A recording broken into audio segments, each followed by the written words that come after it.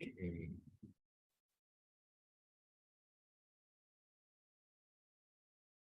Give me a minute to put this up.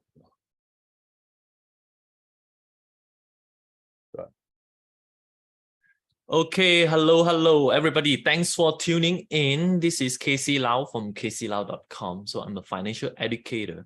I partner with a few experts in the area to come up with courses. So PC Wong is in fact one of my partner. He's the master trainer in the program we call Invest Foreign Share. So I got to know him when he published a book called Invest in Foreign Shares, and it sells very well. And ever since, PC Wong has been investing in the foreign stock market for quite a long time. Is it more than 10 years, PC? I think it will be about since 2009. That would be More than 10 years. 14 years, right? And we launched this program. We launched this program when you first launched your book. I think it's 2015. So we have been partners for like 7-8 years. And this program has been running for 7-8 years.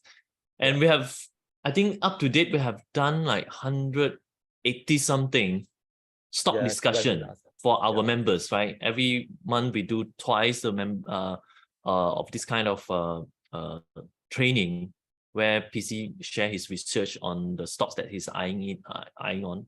So without further ado, now I have PC Wong here, the author and the trainer for this program, Invest Foreign Share, to share with you the market outlook. So because he's looking at the international and global trend and what is going to happen, and then based on that trend, he's going to give you some pointers as well on what are the stocks that you can do more due diligence and look further into.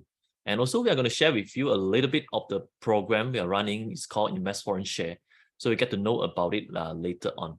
So awesome. Give it all to you, PC.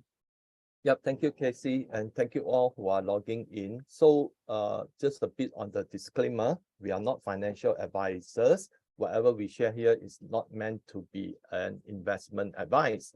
And if you need, please do your own due diligence or seek the opinion of a financial advisor. So most of us have heard recently a lot of de-dollarization.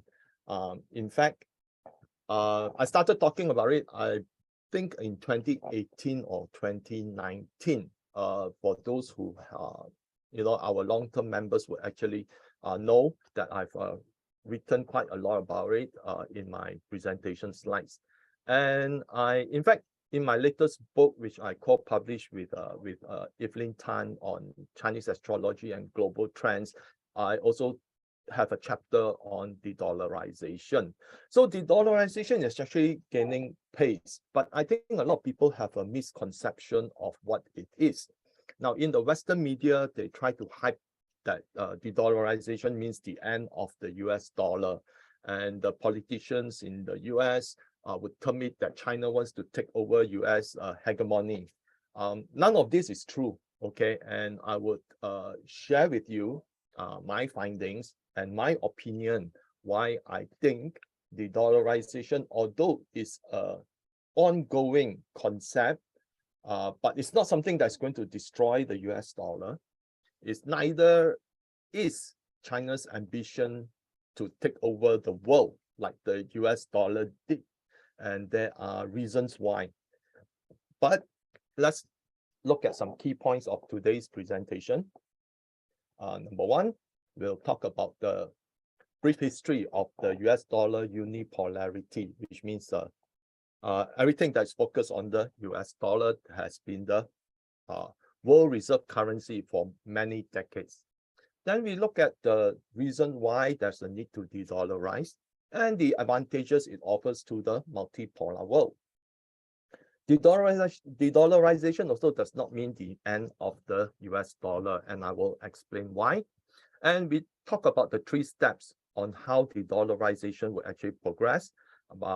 First, through trading in local currencies, then establishing the digital currencies, and then backing it up with commodities. And primarily, I think the only asset that will have a lot of that people would have confidence in will be in gold. And recent purchases by central banks is showing such an instant that it would likely be backed by gold. So how will it impact the global economy, especially the US in particular, and how to manage your risk in this transition? So let's take a look on the history of the US dollar. Now, after World War II, the US emerged as the world's only economic superpower because the US wasn't invaded except for the bombing in Pearl Harbor. Okay, its economy accounted for 50% of global GDP, and it held 80% of the world's hard currencies. So because of this, the US has the economic clout and the military clout, okay, to dictate how the world should be. So at the Bretton Woods Conference in 1944, the US dollar was cemented as the world's reserve currency. The conference also led to the formation of the IMF and World Bank. So the Bretton Woods system established the rules for commercial and financial relations among the US, Canada, Western Europe countries, Australia, and Japan. So you will see that there's no African countries in it. There were no Latin America countries with it, and the sole representative is Japan. So why? Because a lot of the countries in Africa and Latin America were still, and Asia was still part of the European colonies, and therefore they actually had no say whatsoever. Okay, so the system also established the foundation for the convertibility of the US dollar into gold for foreign governments and central banks. What this means is that the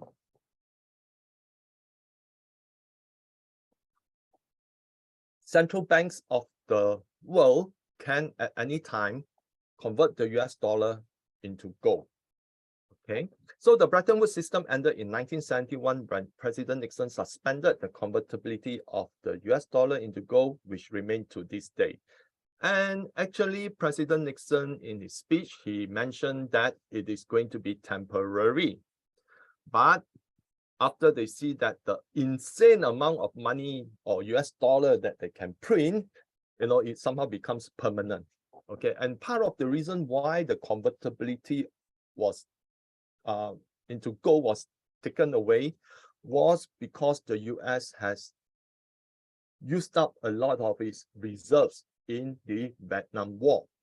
And at that time, they established during the 1960s, they also established the London Gold Pool. Now, the London Gold Pool sole objective was to suppress the price of gold, because when US was involved in its foreign wars, people's confidence in the US dollar was waning, because when the country engaged in a war, it's going to be very costly. So what happened was a lot of countries start demanding gold from the US. So in order to prevent that, they established the London Gold Pool. And after the London Gold Pool failed to manipulate the price of gold, and President de Gaulle from France then wanted to claim his gold from the US dollar. And after that, the US decided that if this continued, they would have run out of all their gold. So what happened was then they decided to take away the convertibility into gold in 1971. So during the period of 1971 to 1980, the price of gold actually went up, which led to the establishment of the COMEX, which is a futures trading. And it was used to manipulate the price of gold for many decades until today. Okay, if those people who say that there's no price manipulation in the COMEX, well, there's a lot of news. I believe that you all have heard that 2 years ago, JP Morgan was fined close to $1 billion for spoofing the gold market. Okay, and a number of banks were also fined, including Deutsche Bank, and then which forced a lot of banks to pull out of the gold trade.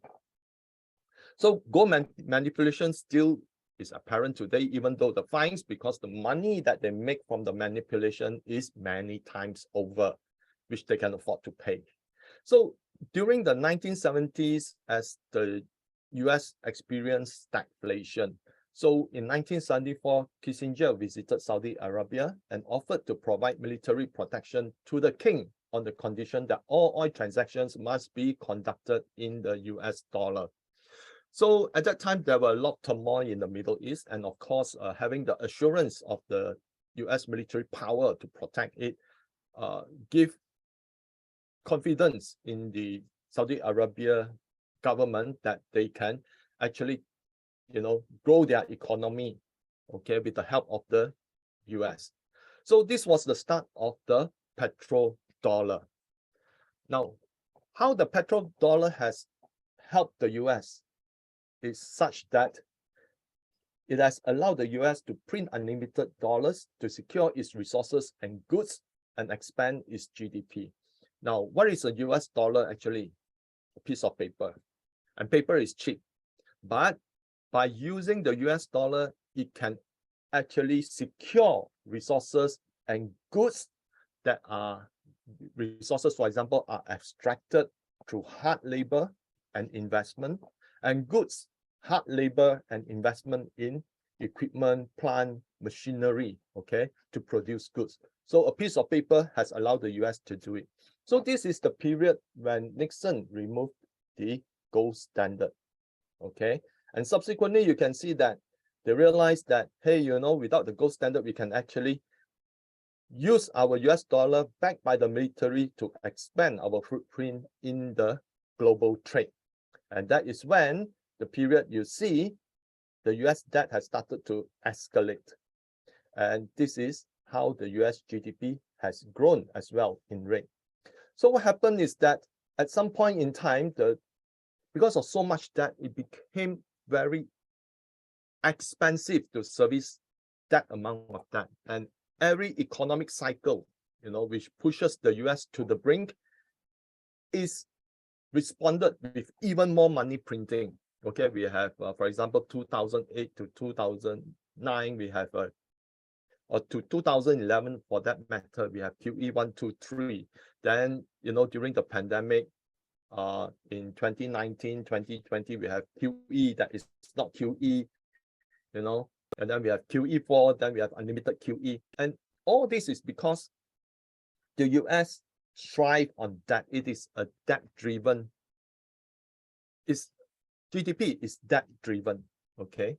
So because of that, you see that debt has overtaken GDP growth at some point here, okay? And today, US debt to GDP is close to, total US debt to GDP is more than 300%, okay? And if we include the Medicare and Social Security, it is close to 1,000% of the US GDP, because Medicare and Social Security is not funded.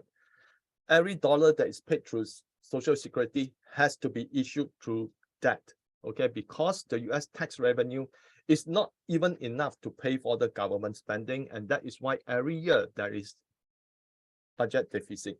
And right now, with only half the year gone of its financial year, the US is already in a budget deficit of 1.1 trillion, and they are now facing a debt ceiling crisis. And on top of that, we have things like bank crisis and all those. So the privilege of the US dollar has been taken to the max. And that is why when countries start to develop, they see that their hard labor is being exchanged with paper. It somehow comes to mind that as long as the US hold the cards, it can print as much as they like, okay, with deep consequences on the emerging economies. So this is how the US dollar how the US government export the inflation, okay, to emerging economies, okay. And because of the need to hold US dollars, a lot of central banks around the world hold US dollar, and rather than the US dollar lying idle, it is then invested in US treasuries. At least they earn some compound of interest. Okay, so that is why, okay, the US, by printing so much, by right, it should have hyperinflation, but not, because it is used to exchange for goods and services, and therefore the inflation is exported out. And because of the need to hold US dollars, okay, a lot of the central banks then invest in US Treasury, which has allowed the US to thrive on its debt-driven economy. And that is how the whole system works. Okay, so right now we look at the reason why de-dollarize. Now, on 2nd of April 2009, Russia and China floated the idea of a global reserve currency to be partially backed by gold to the IMF. In case you do not know, US owns the IMF and World Bank as well, indirectly, okay? Now, this was in response to the global financial crisis, which saw the US printing an insane amount of money to combat the crisis. Both Russia and China knew in advance that the risk would remain for as long as the world relies on easy monetary policies to combat every crisis. You know, we have seen it, okay, since the global financial crisis. We have seen it in the European crisis, European debt crisis. We have seen it in the repo crisis. We have seen it during the pandemic. And right now, we are confronted with a banking crisis as well as a potential commercial real estate crisis. So in 2012, BRICS wanted to have more voting power within the IMF to effect changes within the IMF, because the BRICS nations themselves account for a sizable of the world's population, and therefore they wanted the IMF to grant them more voting power, but that did not happen. So after going through the proper lines, okay, through the IMF, and nothing gets done, okay, the BRICS nation finally formed their BRICS Bank, eventually renamed New Development Bank in 2014, and Asia Infrastructure Investment Bank in 2016.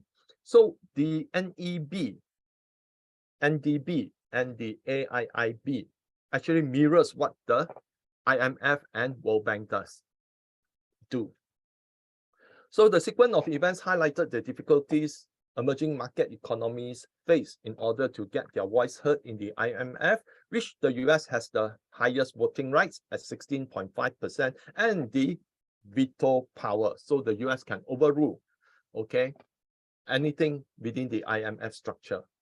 So perhaps what irked Russia and China most about the US dollar-based monetary system was the ability of the US to massively print dollars at its convenience and weaponize it against countries when it sees them as a threat. So for example, Iran, Venezuela, North Korea, Syria, you know. So it finally hits Russia. So the urgency to de-dollarize did not materialize under 2014 when Russia was sanctioned following the Crimea referendum, where overwhelming Russians in Crimea voted to be part of the Russian Federation. So Russia saw this vulnerability and started to trade with China in local currencies and began to rapidly reduce its holdings of US treasuries. So this is how Russia de-dollarization started. Okay, in fact, from 2011, okay, from its peak, Russia has started to wind down as well, because even though the sanctions did not hit Russia in 2014, but ever since Putin came to power, I think Putin is a very strategic, he's a strategic thinker. So I think he believed that whatever he has in mind would eventually expose Russia to certain sanctions and such. So Russia has started to remove its holdings of US reserves as early as 2011, all the way to 2018, where it drops to below when it has continued to move down. Okay, this was actually the period from 2023 until, you know, it's near zero right now. But what started the world to think about de-dollarization? And perhaps the straw that broke the camel's back came in February 2022 when Russia started its special military operation in Ukraine. Russia was banished from the SWIFT system and had its central bank reserve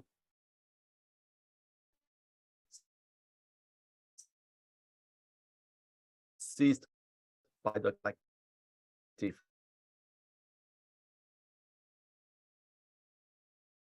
West.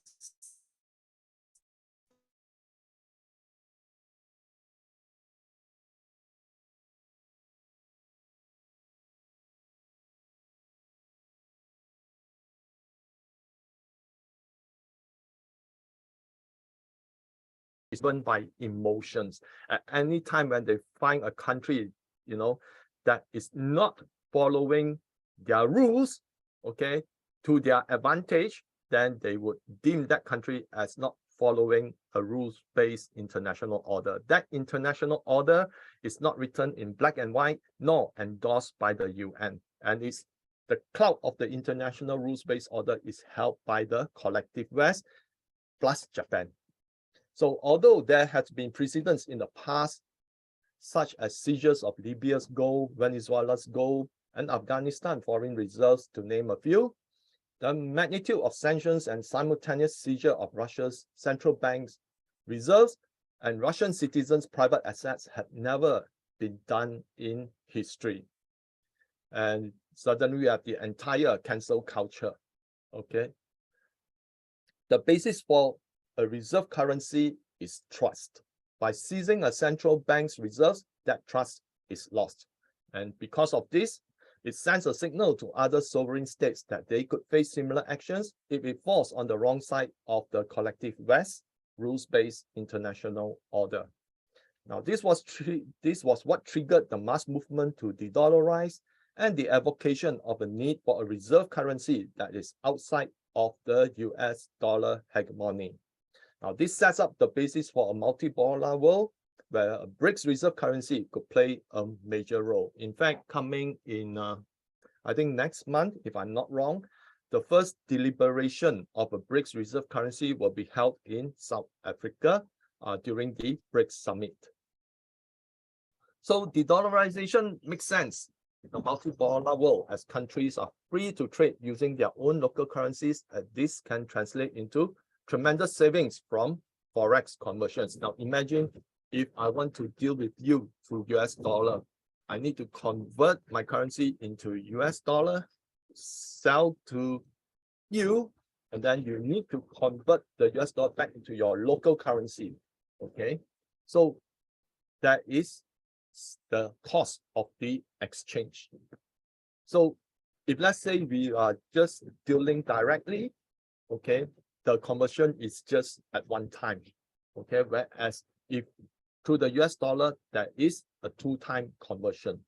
So having a BRICS reserve currency as a benchmark will remove the reliance on the US dollar as a benchmark for commodities. Now, this is very important because most of the countries that are de-dollarizing right now are from countries from the global south and across Asia, where they hold tremendous amount of resources. Now, that means being less susceptible from manipulation by the collective West to suppress the price via the exchanges, namely through the COMEX and the LBMA. De-dollarization means the removal of the long arm of the US jurisdiction over any US dollar related trade. Now, you imagine that during the global financial crisis, the long arm of the US law reached all the way to Switzerland, okay, where Swiss banks have to pay billions of dollars, okay, as penalty for trading of for using the banks as a venue for US citizens to as a tax haven, okay, from the US. So because they kept US dollar, therefore the long arm of the US law would reach the Switzerland banks. Because anything to do with US dollar, then you can be charged. So it removes the threat of seizure of assets by US and its proxies.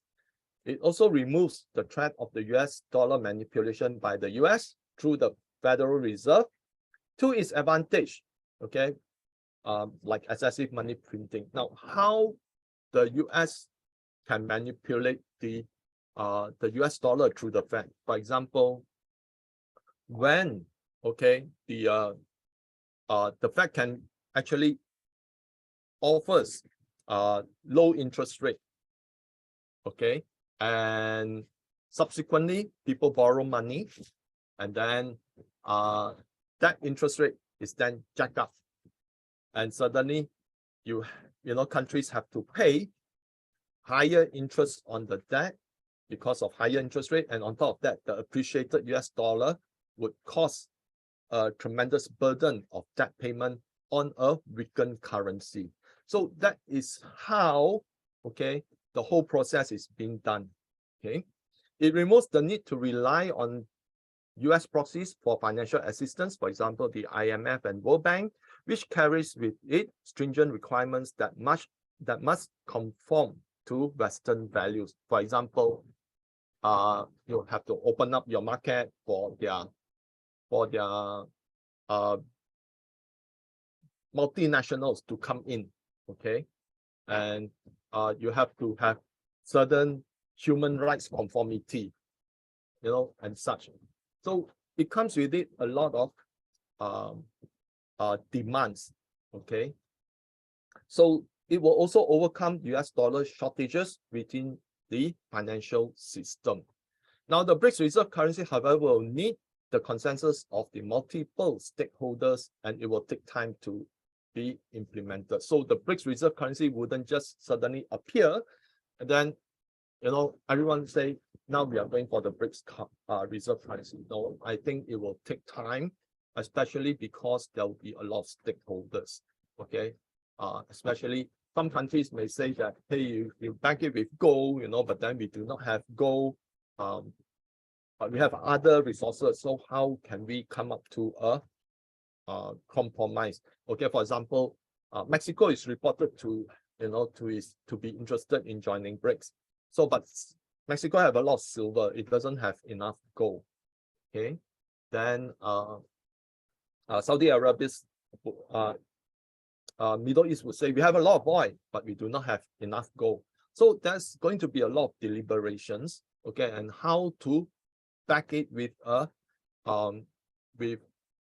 commodities. So ultimately, I still think, you know, primarily it will be gold, because gold is universal money, okay, and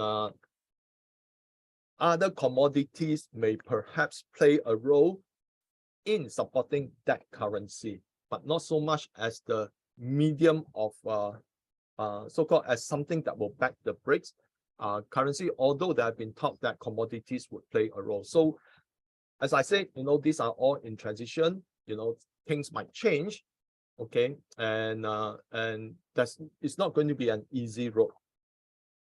Now, one of the reasons why the need to de-dollarize is, of course, is being led by Russia and China, okay, and especially China, in a sense, because of its involvement in the Belt and Road Initiative. Now, the countries of the Belt and Road Initiative spread across all continents. Okay, 43 countries are in sub-Saharan Africa, 35 countries are in Europe and Central Asia, including 18 countries of the European Union, which are also part of the BRI. Then we have 25 countries are in East Asia and Asia Pacific, 20 countries are in Latin America and the Caribbean, 18 countries are in the Middle East and North Africa, and 6 countries are in Southeast Asia. Now, the reason why China and Russia decides to push forward their clout, okay, is that China is now the world's largest trading nation and is the largest trade partner of many countries, and it makes sense to trade with China in local currencies. Although Russia, you know, does not have any mega project like China, but Russia does have a project called the International North-South Transport Corridor, okay, which link Iran through Central Asia all the way to Europe. And why Russia plays an important role is because Russia and OPEC has a very close working relationship, and they control the oil trade. Okay, so that's how Russia influence is in the oil trade. So now, according to a report published on countercurrents.org that cited data from Econ Macro Consulting, Brazil, Russia, India, China, and South Africa, the BRICS nation, have surpassed the group of 7 in terms of gross domestic product, GDP, calculated on the purchasing power parity. So a lot of people like to say that, hey, US economy is the world largest because its nominal GDP is the world's largest. But when you convert it to purchasing power parity, China is actually the world #1 economy. So sometimes when you look at nominal value, it doesn't look much because cost of goods in the US is way much more expensive than in China. So that's why economies sometimes do not look at nominal GDP, but rather they look at PPP.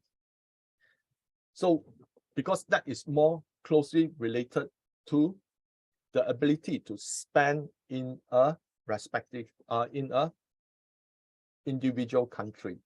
So in March 2023, according to Silk Road briefing, the current BRICS 5 now contributes 31.5% of global GDP, while the G7 share has fallen to 30%.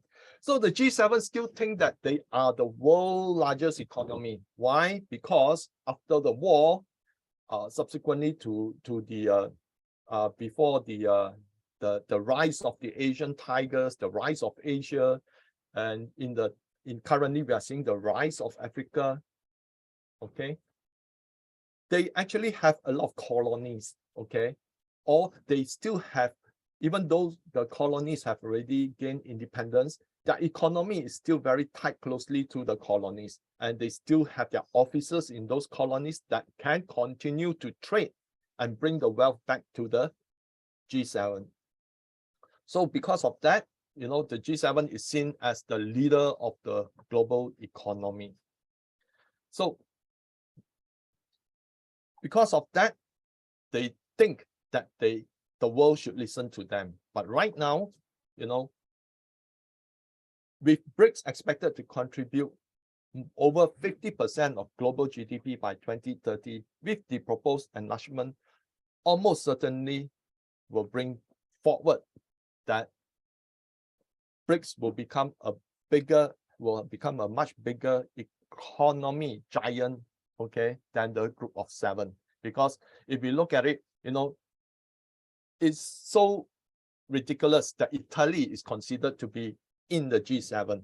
Okay, Italy has tremendous amount of debt, is on the brink of bankruptcy. Okay, its GDP is a pill size, compared to India. Even UK, has fallen behind India in terms of GDP.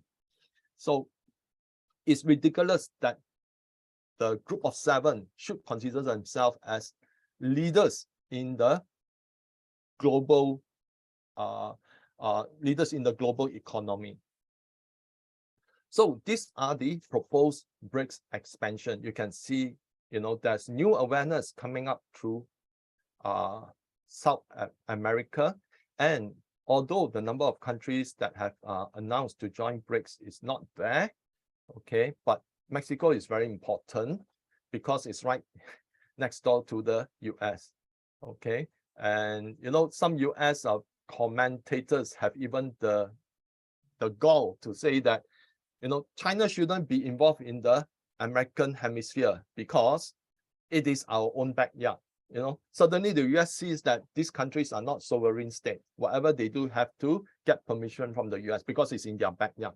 So there's going to be a lot of things that is going to unwind. Now you can see that quite coincidentally, I do not know whether it's related or not, when Mexico started to nationalize its lithium resources.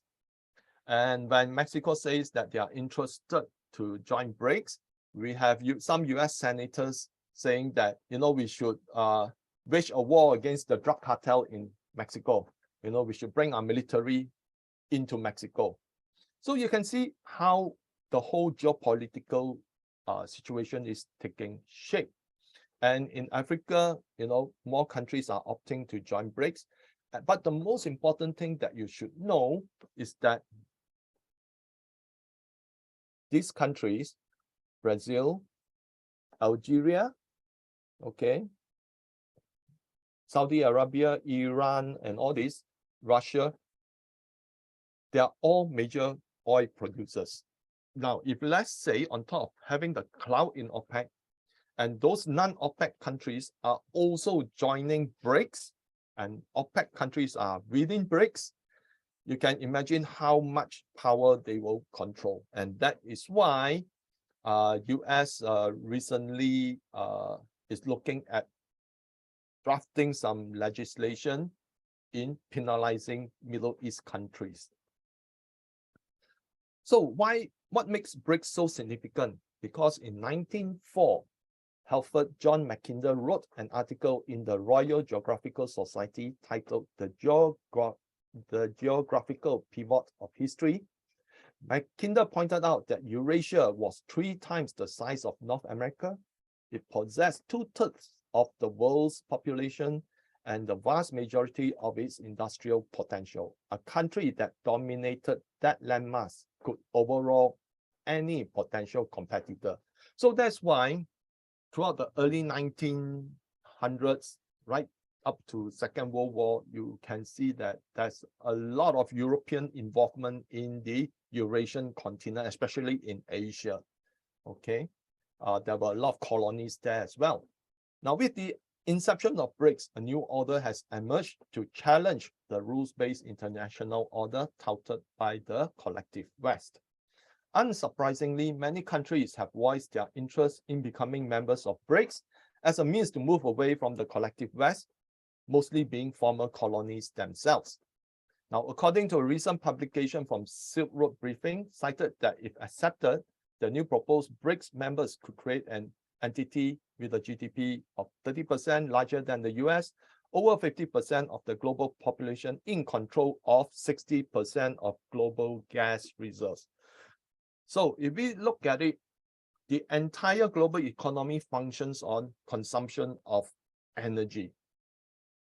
And if you control the source of energy, you can control the global economy. Of course, there are a lot of people saying, hey, there's renewable energy and such. But how are the materials that are needed to produce solar panels, wind turbines, and such? How are they extracted? You cannot spend billions of dollars in renewable energy to extract resources. Okay, that's why it comes from the cheapest source, okay, which is oil itself. Okay, so besides gas reserves, since a lot of the countries who have intention to join BRICS, they also have oil, and therefore, they will have clout over the control over the supply of both oil and gas. So de-dollarization does not mean the end of the US dollar. Now, this is something that a lot of people have the wrong misconception, have the kind of a misconception that, it means the end. No. Now, first thing you need to understand is that the major components of the DXY, the US dollar index, are the euro, the Great Britain pound, Canada dollar, Swedish krona, Swiss franc, and Japanese yen. There is no role for emerging market currencies in the DXY. So the US economy is still the world's largest economy, though its reign will likely end in 2030. Now, I'm talking in nominal terms here. Where the US economy outperforms against its contemporaries in the DXY could still see its value rising. Okay, especially right now. Great Britain is facing recession, so is the EU, Japan is facing high inflation. Okay, for people who see Japan inflation, it's just 3.4%, you know, but then you compare it before this inflation, it was negative 0.5%. That's equivalent to the inflation rising about 7 times higher. And just recently, Japan announced that its electricity bill will be jacked up by 42%. So electricity are the source of energy.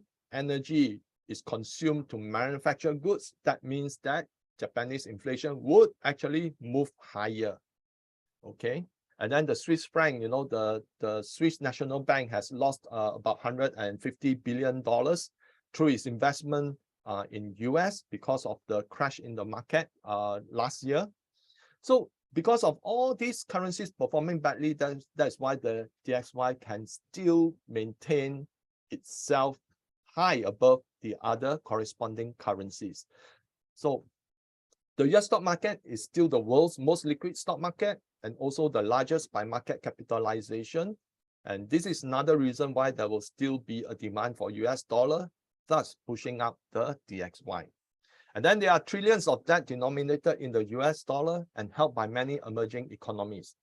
And the most interesting how this will evolve would be how will this be delivered. So can emerging market economies opt for a default since there's no need to refinance US dollar denominated debt via the IMF and World Bank? Now, this could likely be the case, you know, because normally people pay off their debt because they are subject to rating agencies vilification if, let's say, they decide to default. But because I need no longer borrow from the IMF or World Bank, why should I pay my debt? I might as well default. So what if the S&P ratings put my rating, my debt rating to 0?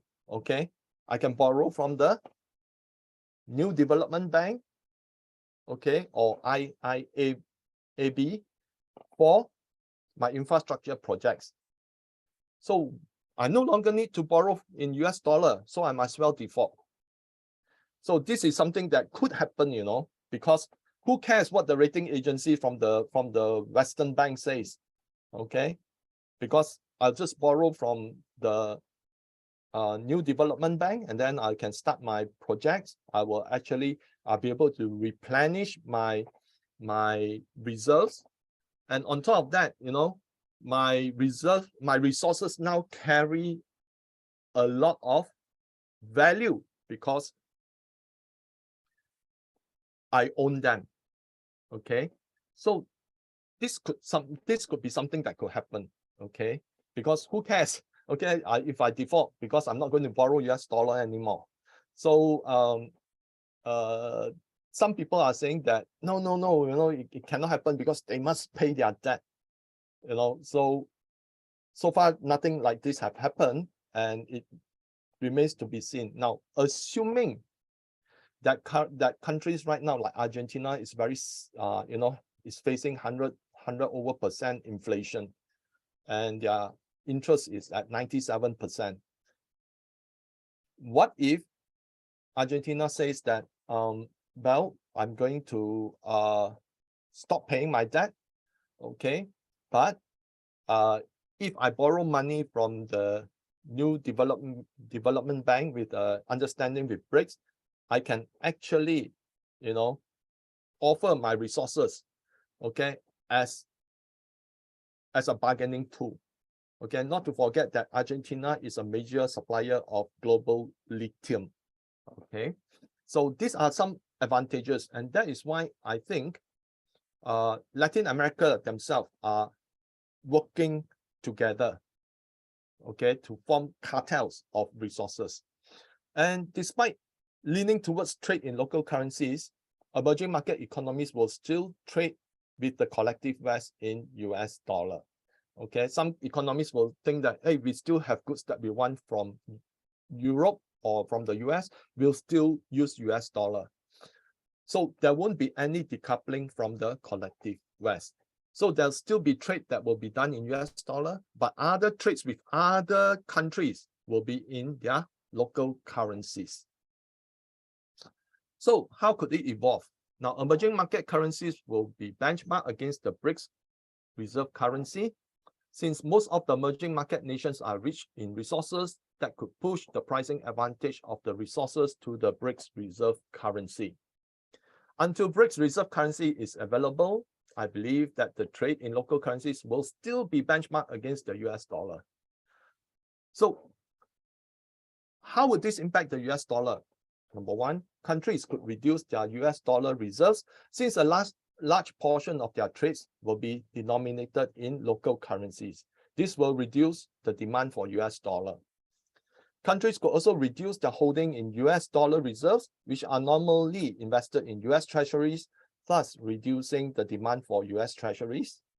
Countries could reduce the dependence on the IMF and World Bank for loans, as the New Development Bank, not NED, NDB, and AIIB play greater importance in securing finance, therefore lesser US dollar denominated loans. The blowback from de-dollarisation is increased inflation in the US due to the devaluation of the US dollar. Now, the most important benchmark would then be the BRICS reserve currency against the US dollar. So how does a country how do they need to come to a consensus that the reserve currency, when benchmarked against the US dollar, must show strength that it is greater than the US dollar? And I believe the only way to do it is to back the BRICS reserve currency with gold. There's no other way to it. Because although the US announced that they had the world's highest gold reserves at more than 8,000 tons, since the 1950s, that gold deposit has never been audited. Okay, so people suspect that most of it has been spent in the Vietnam War. But we don't know because it's not been audited. So here's a publication from Business Insider on 18 April 2023, titled "The Dollar's Dominance as a Reserve Currency Eroded Last Year at 10 times the Pace Seen in the Last 2 Decades." And this is the chart that shows that the US dollar reserve in the global banks have actually dropped by 19%. So according to the research by Horizon, US share of global reserves fell from 73% in 2001 to 55% in 2021 and 47% in 2022.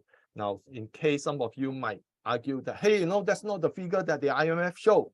Indeed, the IMF saw the US share of global reserve at the end of 2022 at 54%. So what gives with the 7% discrepancy? Now, if you look at the chart, it says real change in shares. So it is worthwhile to note that the research by Horizon is based on an adjusted real change, whereas the IMF publication is based on nominal value.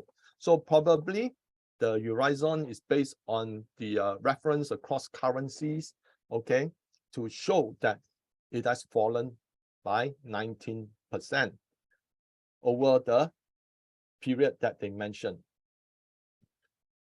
So let's talk about the petrol yuan, okay, or petrol renminbi. There's a lot of misconception about the petrol yuan. Many analysts are forecasting that the petrol yuan will replace the petrodollar. Some even forecast that China aims to replace US dollar with the renminbi as the world's primary reserve currency. Now, first and foremost, China has no ambition to replace the US dollar with the renminbi as the world's primary reserve currency. To do so would result in China incurring huge deficits like the US. So China is not going to do that. Secondly, to be a reserve currency, it needs to be freely traded without any government controls, which the RMB is not able to fulfill. So that's why sometimes I think the Western media, they are somehow frightening themselves. On one hand, they say that China wants to take over the world. And then on the other hand, they say that it cannot be because the RMB is not freely traded. So if let's say it's not freely traded, why do you worry it wants to take over the US dollar role as a world reserve currency? So you can see that, this kind of self-defeating notions. So rather, the reason why many countries are adopting payment in renminbi is the ability to use the renminbi from the sale of resources to China to buy Chinese goods. And this is how, you know, a transaction could happen, okay, between Saudi Arabia and China when Saudi Arabia received renminbi.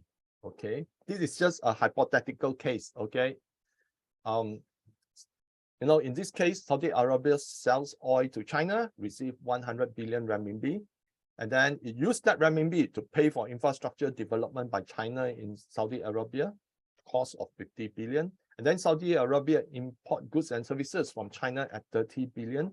And then it has a balance of 20 billion at year end. So what happens to this 20 billion? So I'm just giving my opinion here. Okay. Now that balance of 20 billion could be carried forward to the following year, or upon demand from Saudi Arabia, payment could be made to Saudi Arabia in gold, since the renminbi could be readily convertible to gold at the Shanghai Gold Exchange. If Saudi Arabia do not want to opt for this, it can also convert the RMB into US dollar and use that US dollar to purchase goods from the US. Now, one key thing is that why the BRICS reserve currency is important is that the introduction of the BRICS reserve currency backed by gold will likely result in the conversion of the 20 billion renminbi into the BRICS reserve currency, which could be readily redeemable for gold at any of the main gold exchanges in the BRICS member nations. Now, some of you have followed me over the past few years. I think I've shared with you about countries right now looking at their own gold exchanges. Okay, Indonesia is one of them. Saudi Arabia is even considering building a gold refinery plant in the country. Nigeria has started its own gold exchange. India has also started its own gold exchange. And Dubai is the center of gold exchange in the Middle East. Now, assuming that all this eventually receive BRICS currency, okay, Saudi Arabia need not, you know, buy the gold, convert the RMB into gold in Shanghai Gold Exchange. It can readily convert it in Dubai, okay? And most of the difference between most of these exchanges is that these are exchanges for physical gold, not like the COMEX, which is actually in futures gold. So, and you can tell that the amount of gold that the central banks, especially among BRICS countries, that they have been purchasing throughout of last year. So let's look at the de-dollarization steps. Now, the first step is already in progress, with many countries now announcing trading with their trade partners in local currencies. And here are some recent examples this year. Now, 12th of May, ASEAN briefing reported that ASEAN members have agreed to increase the use of local currency transactions and push for better regional payment connectivity in a move that could be seen as continuing shift in de-dollarization in the region. 17 April, Bangladesh and Russia have agreed to use renminbi to settle payment for nuclear plant Moscow is building in the South Asian countries, according to Reuters. 30th March, Brazil and China to trade in local currencies, according to China Daily. 29 March, China completed its first purchase of liquefied natural gas, LNG, from UAE using cross-border renminbi settlement, according to the Global Times. Now, this came after Xi's comment that the GCC should trade oil and gas based on the Shanghai Exchange renminbi-denominated benchmark. 26th of March, Russia has adopted renminbi as the main currencies for its international reserves, overseas trade, and even some personal banking services. 21st of March 2023, Bank of Indonesia is getting ready to transition away from Visa and MasterCard while developing its indigenous payment platform, according to Antara News Agency. So these are the geopolitical chess pieces that's now moving across the board. And not only China, but India. So India, The Indian Compass reported on 17 March that 18 countries have received RBI's Reserve Bank of India approval to trade in the Indian rupee. Bangladesh has become the 19th edition on 21st April 2023. As for the ruble, Global Times reported on 11 April that the share of the ruble in payments for export deliveries at the end of 2022 exceeded 30%, equaling the share of the US dollar and significantly exceeding the share of the euro, according to the Central Bank of Russia. So even Russia, a smaller economy, is also seeing, people buying its products in rubles. Meanwhile, East and West African countries are also exploring their own regional currency for trade. Asia, Brazil and Argentina too are reported to be engaging with each other to establish a pan-Latin American currency. So if you look at it, Africa, Latin America, Asia, what is the 1.2 billion people that makes up the collective West plus Japan? Okay, so they are a very small percentage. Okay, 80% of the people are right now looking into trading in their local currencies, though not 100% away from the US dollar, because they still need to buy some goods and services from the US. But I think a big portion of them would rather trade with each other in local currencies, and it could gradually snowball into a much bigger movement across the global financial system. So going into digitization. So China launched its digital renminbi or e-renminbi in April 2020. At the end of 2022, the PBOC had distributed the digital renminbi to 15 of China's 23 provinces, and it has been used in more than 360 million transactions, totaling 100 billion renminbi or 13.9 billion US dollar. So RBI has already launched pilots of its CBDC in both wholesale and retail segments. The pilot in wholesale segment, known as Digital Rupee Wholesale, was launched on November 1st, 2022. The pilot in retail program in retail segment, known as Digital Rupee Retail, was launched on December 1st, 2022. Within a closed user group comprising of participating customers and merchants. And according to TASS, Russia's State Duma, the lower house, may pass the law on the introduction of the digital ruble in June. The bill on the digital ruble has already been passed in the first reading, which means in June it is to be passed in the second and third readings, according to the chairman of the Duma's Financial Markets Committee. So you can see that they are moving towards digitization of currency, and that would actually make it more seamless, okay, and also strengthen the whole financial infrastructure. So the Central Bank of Brazil is preparing to launch the digital real in 2024. The South African Reserve Bank has yet to implement a pilot CBDC program, a project to test central bank digital currency across 4 jurisdictions in Asia and the Middle East has been done. Okay, the pilot scheme known as Project Enbridge involves central banks and commercial lenders in China, Hong Kong, Thailand, and the UAE over a 6-week period from August 15 to September 23. The system was used by 20 banks across 4 markets to process more than 160 payments and foreign exchange transactions with a total value of around 22 million. So even among central banks themselves, okay, instead of just looking at formation of the digital currency for internal buying, they also have tested how it can run cross-border trading. So the US and EU are also planning to launch their own CBDCs, with the Fed slated to launch their pilot program in July 2023, while the EU is still in the feasibility study stage. So whereas the collective West, they are still thinking how they want to go about it, the entire Asia community, is already working or progressing very fast into digitizing their their trading platform and their currencies. So one key issue with the US is that a lot of people deem the CBDC by the Fed as something that is very anti-privacy. So that's why we have certain states that have legislated that they want to ban CBDC from being used in their respective states. So that concern actually carries weight, because in Europe, they talk about the CBDC needing, okay, to track a person's carbon footprint.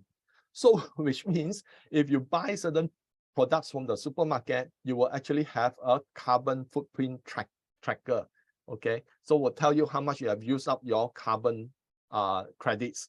So if you have run out of your carbon credits, you will not be able to buy the products, and you may need to buy it from the credit exchange. Okay, so this will then become an added tax. Okay, so that is why there's a lot of skepticism in the West about how the CBDC should be used. But so far, I think in the Asia side, there's no such implications or of government's intention, okay, to track consumption with the carbon footprint. I only read about it in with regards to Europe. So there has been talks that the BRICS reserve currency will be backed by commodities, but so far, okay, backing the reserve currency with gold seems to be the most viable alternative to allow for a prompt and equitable implementation. So pushing forward gold will actually solve a lot of the problems. Now, this can be seen by the following moves. 8th of May, PBOC has made it possible for Chinese citizens to own gold by linking their savings account with a gold account digitally. Okay, citizens can start saving in gold from as little as 1 gram and can exchange the digital gold for physical gold at varying sizes. So China has, is now encouraging its citizens to own more gold. And I think, one of the key reasons is that at any such time, okay, China can actually buy back the gold at a much higher price from the citizen in the event, okay, for any unforeseen circumstances. So then you think about it, now is the first phase in savings account. What if eventually is expanded to the business accounts? Okay, so businesses can use gold to back their to back the company reserves and such. So we do not know, okay, but opening it for the citizens is a means, okay, for citizens to start owning gold much more seamlessly. And the other thing is that if we imagine, okay, as one author put it, okay, if let's say 500 million people in China start to buy 1 gram, okay, then that is easily a few hundred tons of gold per month, okay, which then, neither the LBMA or COMEX can actually withstand the kind of pressure. So interesting idea, but I think, Chinese themselves would not consistently buy gold every month, okay, but I think that as and when their finances allow it, they would then start to accumulate. So 16th of January 2023, according to the Russian news agency Vedomosti, Iran is working with Russia to create a token of the Persian Gulf region that could serve as a payment method in foreign trade. The token project to be issued in the form of a stable coin backed by gold. And then if you look at it, earlier than that, on 6th January, Sberbank from Russia tokenized gold as a digital asset. Now, Sberbank is Russia's largest bank. So you can, sometimes you need to connect all the dots, okay, although none is very specific, but you need to try to look at how eventually it will benefit certain countries. And by joining the dots, you will have a wider global picture of what is transpiring. Now, future consideration could involve backing BRICS currency with oil, silver, and other primary commodities. After all, BRICS plus countries are from oil-rich nations, Middle East, battery minerals like in Asia, Africa, and Latin America, and agriculture, which is Asia, Africa, and Latin America as well. So this, one of the key clue is what central banks have been doing, okay? And you can see that Q1 23 demand total 228 tons, 34% higher than the previous record in Q1 2013. And if you look at it, even ASEAN has started to wake up, and I think recently Singapore has increased its gold holdings to more than 200 over tons. Thailand, a few quarters back, have bought 200 tons of gold. Okay, and Indonesia is one of the prominent gold mining country in the world, and they already are looking at plans to establish their own gold bullion exchange. Okay, which means then it will allow Indonesians to buy gold that is mined from the country. So de-dollarization impact on the global economy. Now, it is going to be a major transition that will reshape the global economy, financial system, and geopolitics. It will give birth to multipolar world, and countries will release themselves from the shackles tied to the US dollar reserve currency. Now, this will allow countries to flourish without US debt burden and dictates that come with it as preconditions of funding via IMF and World Bank. Now, a lot of people like to say about China's debt trap and all those, you know, especially after Sri Lanka. For your information, the largest holder of, the largest contributor of debt for Sri Lanka, 70% is from US and US associated financial institution. Chief among them is actually BlackRock. Okay, so the debt trap, okay, like what Argentina is facing right now, is its source of funding is also from the IMF and World Bank. So it's very subjective, okay? It's not particular one country, but as long as that country itself does not manage its debt well, then it will be, the debt trap would be its own making. So it will end the ability of the collective West to sanction any country as and when they like. Okay, like Mark Rubio say, you know, if people start trading all over the world using the petrol yuan, we have lost the voice to sanctions countries. So that is why the US dollar is important. It allows the US government to dictate how a country should behave via sanctions. Yeah. As countries are able to trade freely, it gives rise to new resource-based cartels similar to OPEC to increase clout and bargaining power. Now, this is one setback. On the works is a lithium-based cartel in Latin America. So they are looking at forming a similar cartel for lithium that is similar to OPEC. Now, if that happens, then it will create some deficiencies in the system, because if you are too nationalistic, okay, then it could lead to misappropriation of a country resources and erode investment into the sector.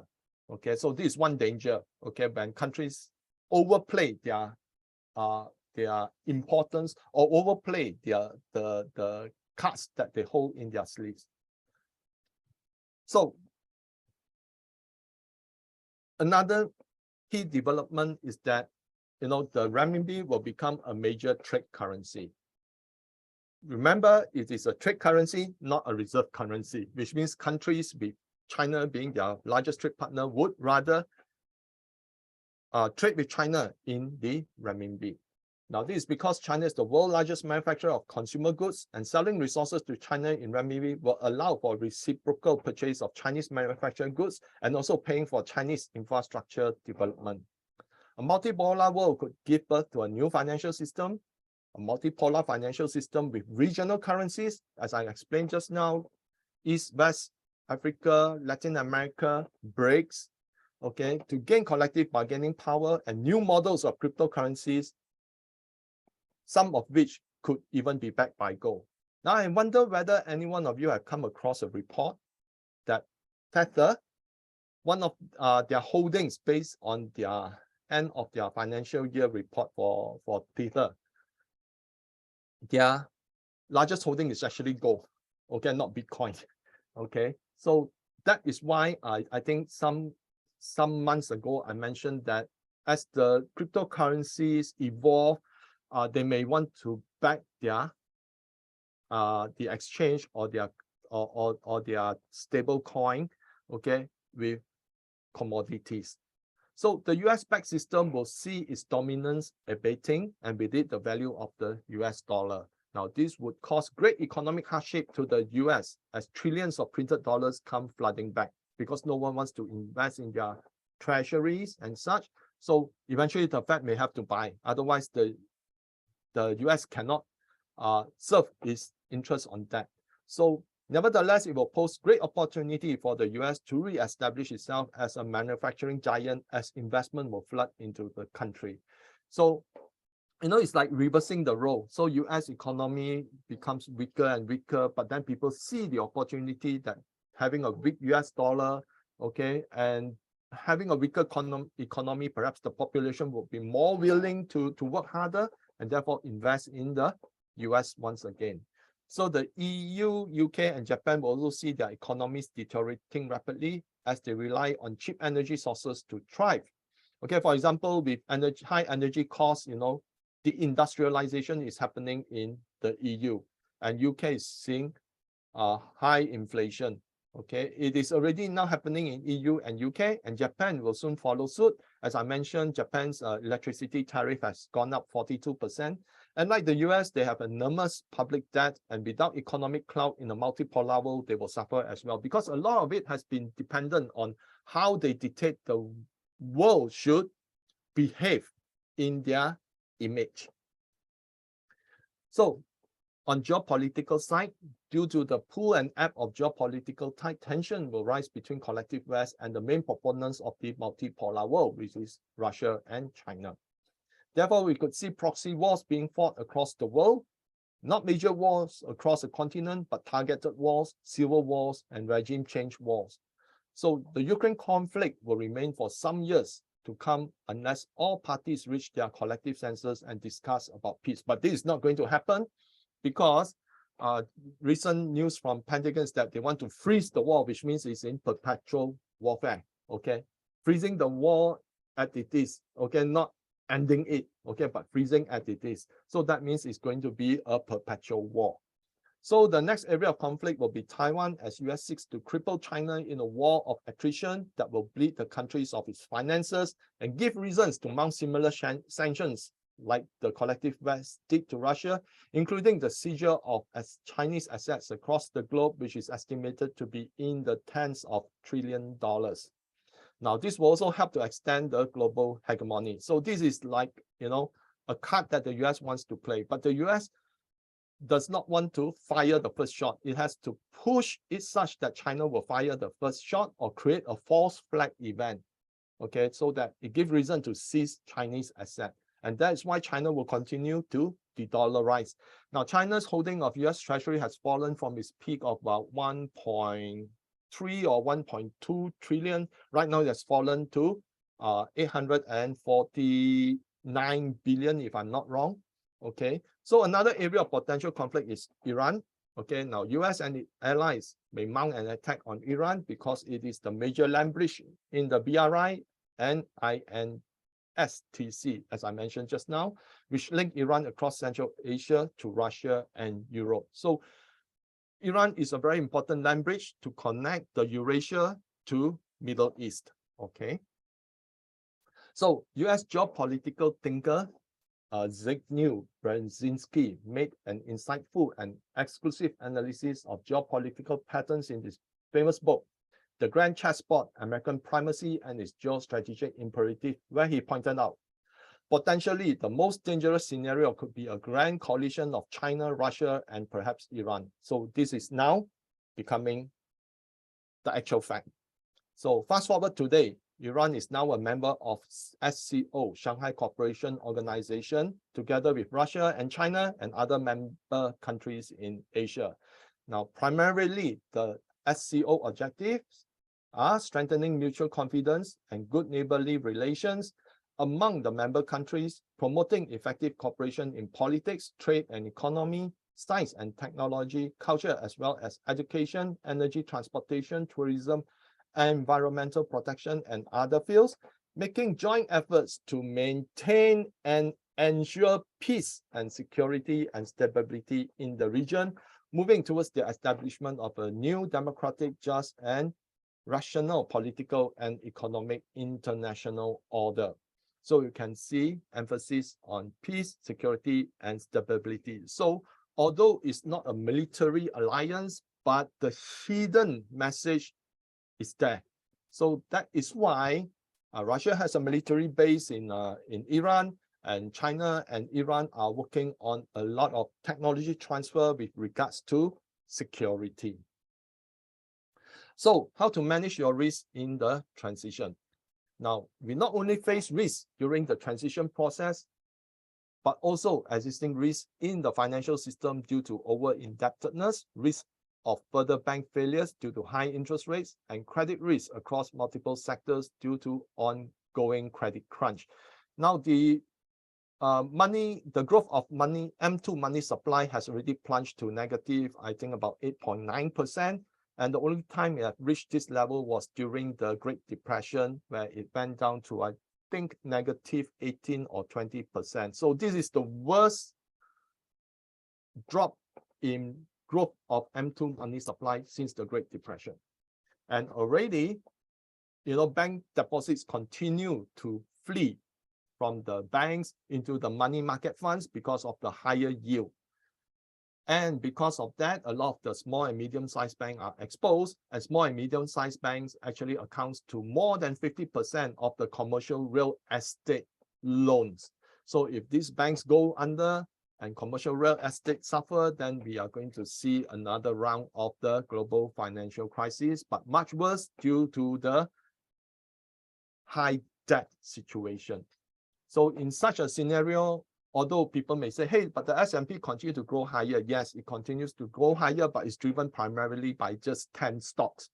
Most of the S&P stocks are actually in new 52-week low or below their moving average. Okay, there's no breath in the market, to say the least. Yeah, it is a time for safety and not excessive speculation. There will be a short to mid-term currencies fluctuation as the Fed will want to defend the dollar. As we can see that the Fed action in the past few weeks, they keep on selling gold, okay, pushing up the dollar, hyping up more interest rate hike because of the debt ceiling. Okay, if let's say they decide to increase the debt ceiling by another few trillion, then the dollar would actually come back down again. So normally before that happens, they try to boost up the US dollar so that when the US dollar fall, it doesn't fall as hard as, when it is during a few weeks ago where it could fall below the 100 benchmark in the DXY. Right now it's at 103, so even if with the debt ceiling, it probably fall back to about 100. Yeah. So in this regard, we may not see the expected interest rate cuts. Okay, Fed will have two choices: save the economy or save the dollar. There is no both ways. So ultimately, if the Fed wants to save the economy, dollar will weaken. Or if the Fed wants to, keep the dollar where it is, then the economy will suffer. So there's no best of two worlds. Commodities will likely perform well due to the formation of the BRICS reserve currency that will play a major role in the commodities trade. But this is on a longer time span. But in the shorter time span, because of the rapid de-dollarization, there'll be less demand for US dollar, and that could actually keep the price of commodities up. Gold essentially will be a major anchor and will likely be in demand as countries need to shore up their reserves with gold, an ongoing trend which has seen central banks amassing gold at their fastest pace since 1960. Gold will also perform well in the transition period caused by extreme credit risk, uncertainties, and fear of rising geopolitical tension. Invariably, as gold performs well, silver will perform as well too, if not better, due to the high gold to silver ratio. So right now, what is important is actually safety. Okay, and although Warren Buffett does not believe in gold, okay, he actually have amassed more than 100 billion in cash, and he's not buying anything, investing a lot right now. He's only picking and choose, in small pockets of investment here and there, but his cash is not moving it. So which means that he is anticipating risk ahead. So I think a lot of you have heard Casey talk about our IFS program, but here's a brief of what we do. We study global economic, financial, and commodity trends, government policies, and how they could impact specific industry. From here, we perform case studies on companies which can potentially benefit from such trends. So we want to share some of the biggest gains or some of the stocks we have. I think last year to this year has been very challenging. Some of the stocks have that we share, they are performing only in increment of several percentage, some of them 10%, some of them slightly below at -5 or 10%, but these are some of the biggest gainers. Okay, so 23rd June, we shared with our members that the time is right to enter Hong Kong food business, and we featured Core Packaging. So as of yesterday, it has gained 34.7%, including dividends. 11 August, we share with our members the cosmetic industry. We featured L'Oreal, and L'Oreal has gained 23%, including dividends. 2nd of December, we share with our members China shipping industry. We feature CSSC, and CSSC has gained 30.2%. 19th of January, we share with our members the state of the US lithium industry because of all the hype wanting to decouple from China. So we featured Microvast, and Microvast has increased 20.4%. So these are our fortnightly case study that we share with our members. Then, you can also have our proprietary market principles, and you can also access our wealth of topics on the mining industry, oil and gas industry, and REITs, among others. So there's a lot of modules here, including historical modules.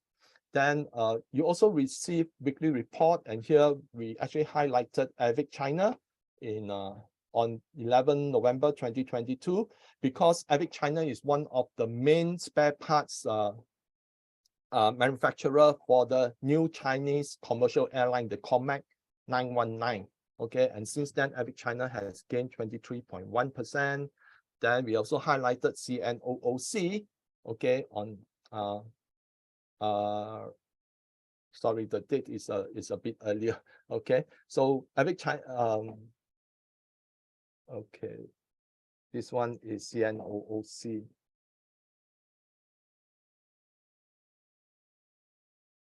Okay, I think this one was in December, if I'm not wrong.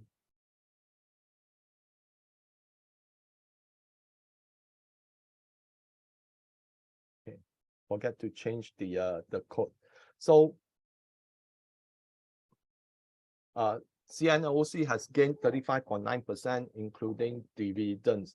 So that here we actually highlight that at that time it's only $9.95, and based on its dividend, it pays a dividend yield of 18.9%, because it paid over I think it was $1.80 or something like that. So in our weekly report, we also feature certain stocks that come to our mind.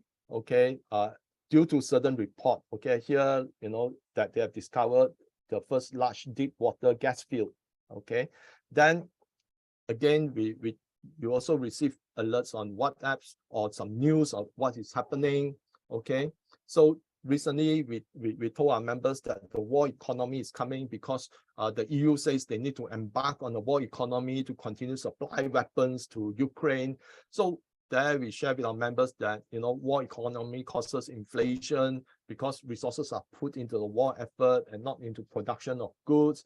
Then we also share with some of our members, SMIC, how and based on the press briefing, what are the key points, and then we share with the latest news on CNOOC, its giant 15,000 ton offshore drilling platform to start production soon. So these are the alerts that we share with our members on WhatsApp. Then we have the weekly report. Besides, you're able to access our modules. Yeah. So if you are keen, our recruitment is now open. Please visit our website. Okay. And here is our website. Okay, you can have a look at a brief write-up of what we have. Okay, and some of our previous trade, some of the trades that I've done previously, and also some of the comments, what are the modules and such. So, you know, feel free to browse. Okay, and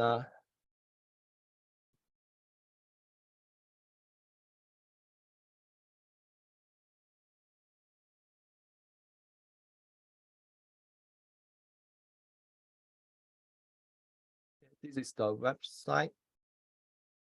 Okay, we have multiple modules. We have a look at various type of industries and such. Okay, so go to our website. Feel free to browse. Okay, now back to the Q&A. Yep. Thanks, BC, for the elaboration and the sharing of the research we have done for this topic. So can we get quickly to some of the question here? Mr. Singh is asking, is the yen right for an improvement in its exchange rate with the US dollar? I think it's very difficult for the Japanese government now to react because its debt to GDP right now has blown sky high. So if it increases its interest rate, then it can help the Japanese yen to recover and reduce inflation, but then it will increase the government borrowing costs. Okay, so Japan is actually in you know, they're falling into an abyss. Okay, and there's no way out unless they are willing to see the economy suffer or hyperinflation. So next question. Any new creditor in Abe will be concerned if debtor default on loan with other existing creditor. The bad behavior of the debtor will frighten the new creditor to loan out. Okay, now I think if, let's say, assuming a Latin American country decides to default, okay, but definitely it's going to jeopardize the country's ability or standing among other countries. But what if that country have very, very strong resources, okay, and very, very huge resources, and it has the product that China wants? For example, China wants a lot of agriculture product in Argentina, okay, that China says, okay, I will actually help you develop your agriculture sector, but then our arrangement is such that you continue to export to us, then we will help you develop. So I think under that kind of arrangement, it can work, okay, and assuming that China would then also demand they have a tighter rein of how that money is being exploited, okay, in the industry.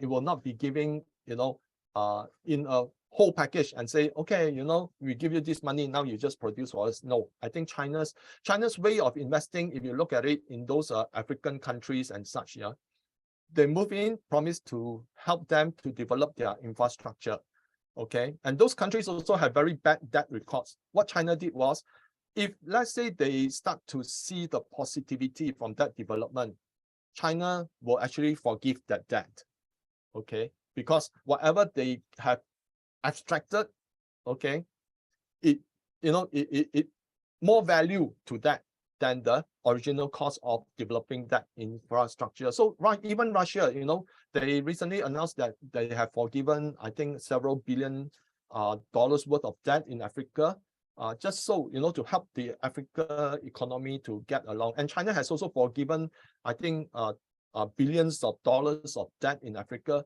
simply because, you know, the society now is very vibrant. Okay, they also have joint ventures there, which also benefit from the growing economy. So it's not like giving them one whole lump sum and leave it as it is. No, I believe that they will actually want to have a say in how to exploit that fund. Okay. Okay, final one. So what are the three main keys take away from this detailed and very interesting talk? I think the first thing is that dedollarization is happening, but a BRICS reserve currency is not immediately available, and that is through a lot of backrooms discussion. Okay, that's first. And secondly, the renminbi will not be the world reserve currency, but it will be the trade currency, preferred trade currency among a lot of countries. And thirdly, I think that over time, the US dollar would depreciate. Okay, and that's why you need to look into if there's any opportunity for investment, I think it will be in commodities, because if US dollar weakens, then there will be opportunity, the commodities price would likely increase. Okay, because until the BRICS currency comes out, there will still be some reference that will be made against the US dollar. Okay, very good question from Yao Bang. How should value investor invest, like the precaution and risk and assessments in the era of de-dollarization? As I mentioned, the de-dollarization will come with a lot of geopolitical risk, because I tend to believe that war will be inevitable. If, let's say, the scenario of pushing the Taiwan issue plays out, it will likely be in a manner of a false flag. Okay, and therefore, you want to look at the safest asset, and if you want to, the safest asset is actually gold. And if you look at the behavior of gold, even despite rising interest rate, gold actually have performed very well. And if you go back to some of our earlier charts, I've shown you, for each increase in interest rate, okay, by the Fed, it has always been accompanied by a higher price in gold. Okay, so the safest bet is still to have gold, okay, as a important hedge. Okay, if you are looking at safety first. So okay, next question. Given this de-dollarization challenge, is it still strategically wise to invest into both worlds, like US and China?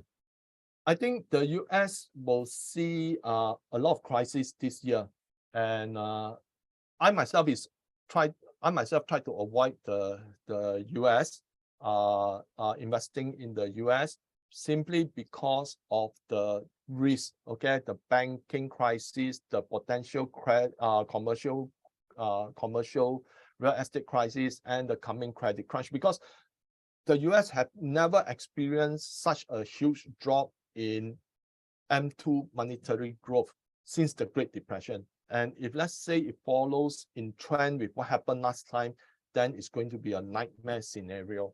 So if, let's say, you want to if you want to invest, then I think better you look at safety first. Okay, than investing in unless you are for trading. Okay, for example, right now the top 10 stocks in the S&P is always all the technology stock. Their multiples to sales is actually in like 70 to 200 plus to their price to sales.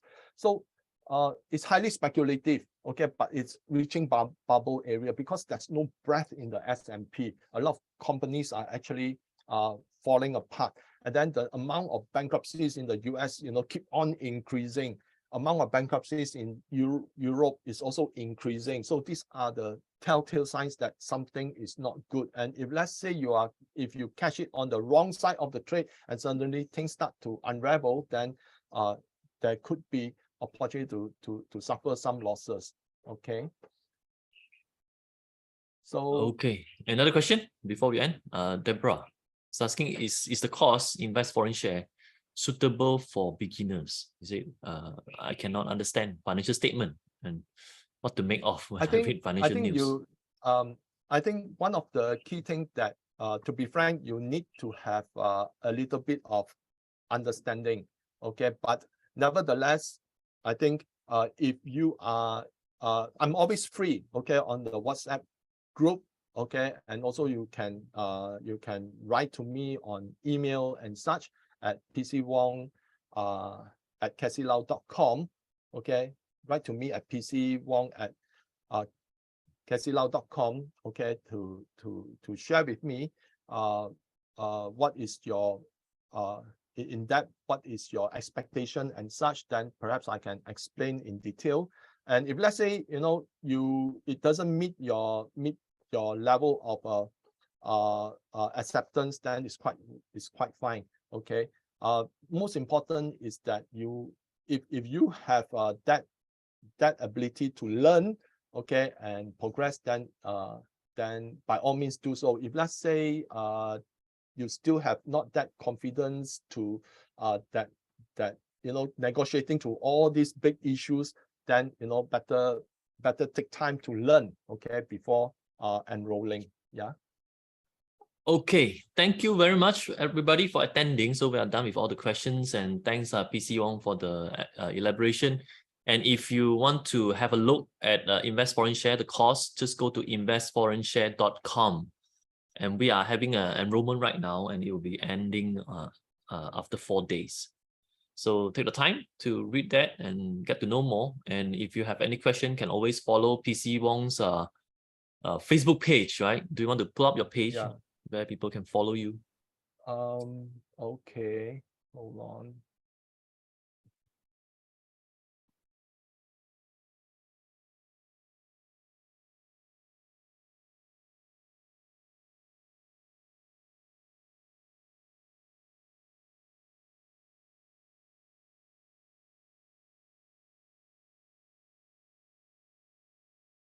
And if you want to find PC's books, right, it should be available in Popular. I don't know whether it's still there. No, it's no longer Popular. So okay.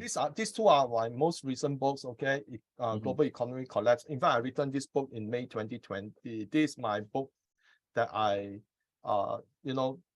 joined with Evelyn Tan to talk about Chinese astrology and global trends and see how they match.